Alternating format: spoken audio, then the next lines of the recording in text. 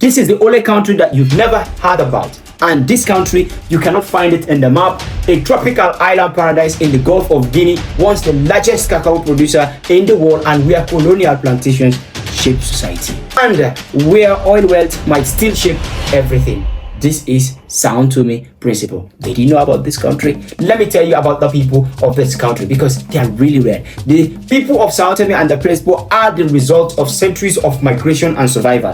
When the islands were first discovered by the Portuguese explorers in the 1400s, they were completely uninhabited. Soon, enslaved Africans were brought to work on plantations. Over time, different cultures mixed. African traditions, Portuguese language, island identity. Today, most people speak Portuguese and local Creole language. Families live from fishing, farming, and small trade. Life moves on slowly here.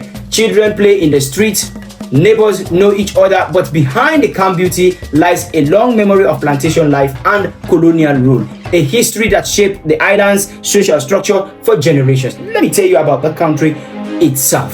This country, geographically, São Tomé and Príncipe is one of Africa's smallest nations. 2 volcanic islands rising from the Atlantic Ocean. Dense rainforests cover much of the island. Exotic birds, rare plants, and untouched beaches make it one of Africa's most biodiverse countries. Its capital, São Tomé, sits quietly along the coast. But during colonial times, those islands were extremely valuable. By the early 1900s, São Tomé became one of the world's biggest cacao exporters. Chocolates across Europe once came from these plantations, but when independence came in 1975, the plantation economy collapsed, leaving the country struggling to reinvent itself. Let me tell you about the politics and the survival of this country that you don't know.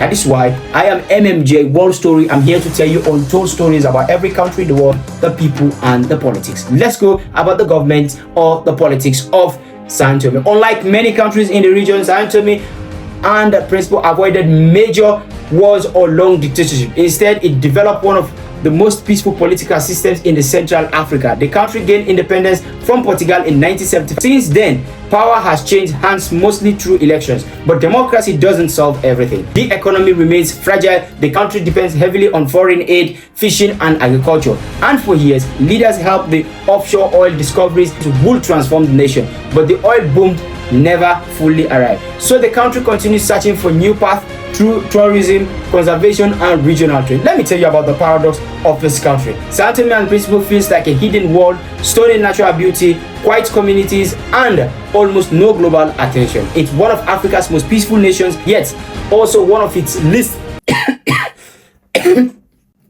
economically developed.